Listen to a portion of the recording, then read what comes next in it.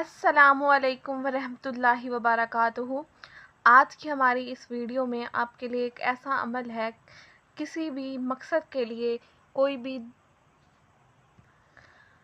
भी मसला मसाइल, किसी किस्म का भी कोई आपको मसला पेश आ रहा है, कोई मकसद पूरा नहीं हो रहा, कोई हाजत पूरी नहीं हो रही, कोई मसला है जो हल नहीं हो रहा, ये उसके लिए वजीफ़ा है कि इंशाअल्लाह कि आप जिस मकसद के लिए भी पढ़ेंगे तो वो आपका मकसद पूरा हो जाएगा। चाहे वो आपका मकसद किसी भी चीज़ के लिए है, जायज़ ख्वाहिशात के लिए है, नौकरी के लिए है, कोई आपका वसीला नहीं है, रिज़्क को लेके आप उस मकसद के लिए भी इसको पढ़ सकती हैं। आपके घर अगर किसी किस्म का कोई मसला चल रहा है, कोई मसाइल हैं, तो उनके हल के लिए भी आप अपने दिल में ये मकसद रखें, उसका हल सोच के तो इस आयत को पढ़ें, इन आयत को पढ़ें। इंशाअल्लाह आपके वो मसला मसाइल हल हो जाएगा और आपके घर में खुशहाली पैदा होगी। तो आज देखते हैं कि वो कौन सा वजीफ़ा है, वो कौन सी आयत हैं और इनको किस तरह से पढ़ना है, अमल किस तरह से करना है। तो आइए हम देखते हैं। अल्लाह का नाम लेके हम आगाज़ करते हैं। आऊज़ु बिल्लाहि मिनश शैतानिर रजीम, बिस्मिल्लाहिर रहमानिर रहीम। 7 मरतबा जिस मकसद के लिए भी पढ़ें मसला हल।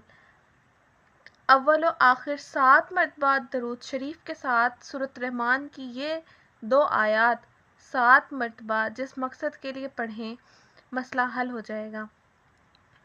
आइए देखते हैं कि वो कौन सी सूरत रहमान की वो कौन सी 2 आयत हैं। बिस्मिल्लाह। या माशरल जिन्ने वल इंसी इन इस्ततातुम अन तनकुज़ु मिन अक़तारिस समावाति वल अर्दी फनकुज़ु लयनकुज़ून इल्ला बेसुल्तान फ़बिअय्यि रब्बिकुमा तुकज़्ज़िबान। ये वो 2 आयत हैं सूरत रहमान की कि सूरत रहमान तो वैसे ही बहुत शिफा वाली सूरत है कि आपको अगर कोई शख्स आपके घर में बीमार है तो आप सूरत रहमान को पढ़ के पानी पर दम करके भी पिलाएं ना, तो इंशाअल्लाह जो भी मरीज़ है आपके घर में वो सेहतयाब हो जाएगा, उसके हाल में बेहतरी पैदा होगी। उसके अलावा है कि जिस मकसद के लिए भी ये 2 आयत आप पढ़ेंगे 7 मरतबा अव्वल व आखिर आपने दुरूद शरीफ पढ़ना है, फिर 7 मरतबा ही ये 2 आयत पढ़नी है और इंशाअल्लाह आपका जो भी मकसद होगा वो पूरा हो जाएगा। आज की हमारी इस वीडियो में इतना ही। हमारे चैनल को लाइक करें, कमेंट करें और सब्सक्राइब करना मत भूलिएगा।